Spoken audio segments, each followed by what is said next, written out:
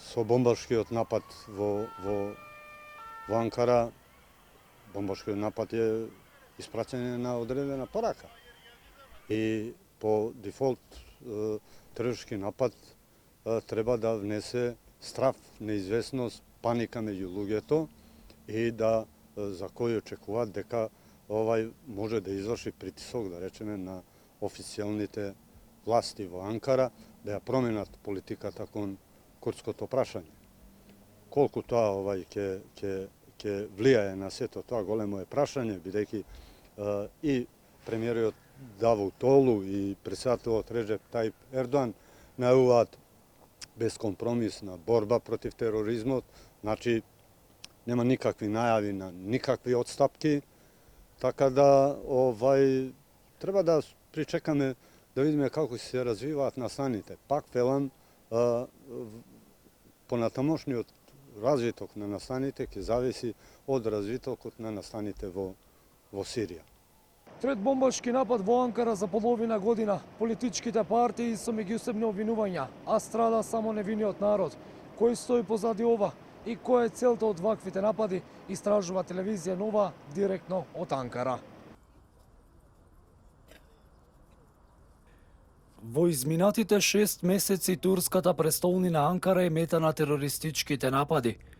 Тероризмот се обидува да ја победи власта, да го смени вообичаениот начин на живење и да создаде хаос во државата. Но хаосот е веќе присутен по анкарските улици. За само 5 месеци животот го загубија околу 200 лица, а повеќе од 500 беа тешко ранети.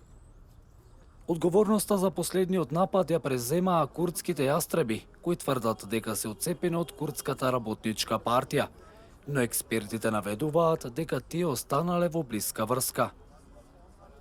Ова е Гувен парк, местото во Анкара каде што експлодираше неодамнешната автомобил бомба.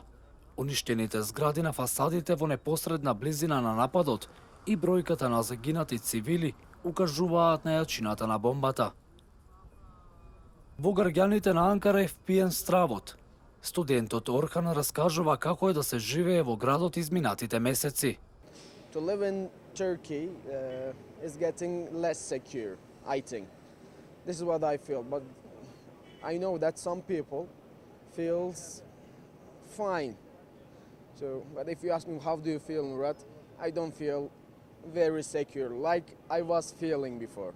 I think the problem nowadays in Turkey is between politicians and between some organizations. As locals, we support somebody without knowing quite details.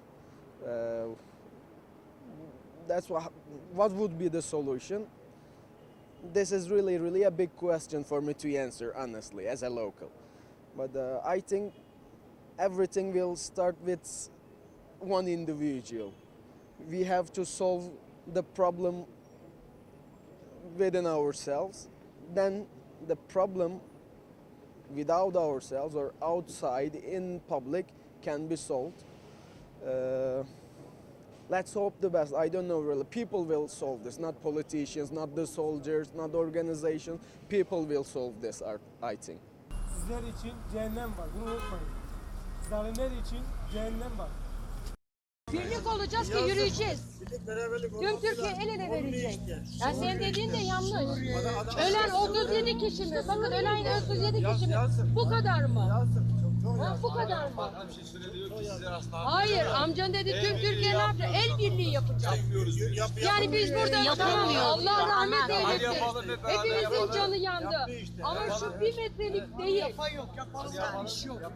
Bir metrelik değil yani. Lider yok, örgütlerin liderler. Ha, el ele verip Türkiye ne yapacak? Orta Doğu ülkesi. Abla, Başbakanlığı Tam burasıymış dedi. Тероризмот и проблемот на тероризам во Турција добива една нова димензија а таа димензија пред се ја диктира терористичката организација што го има изведено нападот. Значи првично беше јавено дека за нападот стои Курдистанската работничка партија ПКК, меѓутоа мора да ги исправам тие вести не е директно во прашање таа организација, туку јастребовите организација, значи јастреби на слободата на Курдистан или скратено ТАК организација, која секако е организација која од 2004 година, од како е основана, набрзо е прогласена за терористичка од страна на Соединените Американски држави, Велика Британија и Европската Унија. Работата би можела дополнително да се комплицира, бидејќи сега е многу интересно како ќе реагира Турција на тоа.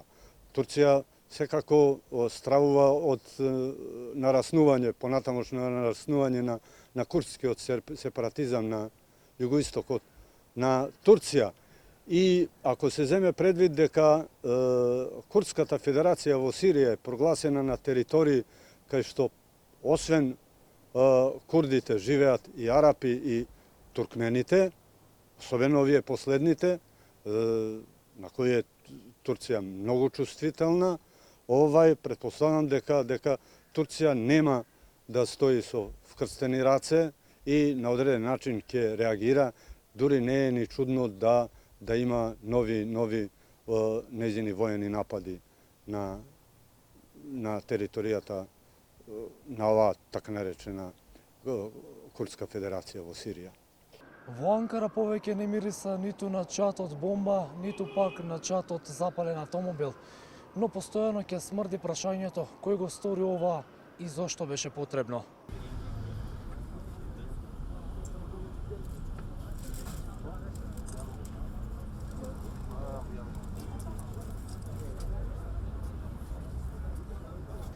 You can support somebody, you can disagree with me, I can disagree with you, but the thing must be the respect.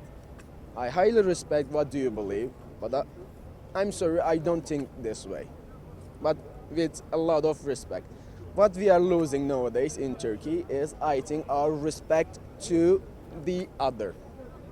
This is very important. We are losing our respect. Орхан вели дека најголемиот проблем деновиве е поделеноста на народот. Кавгите во Гувен парк не престануваат.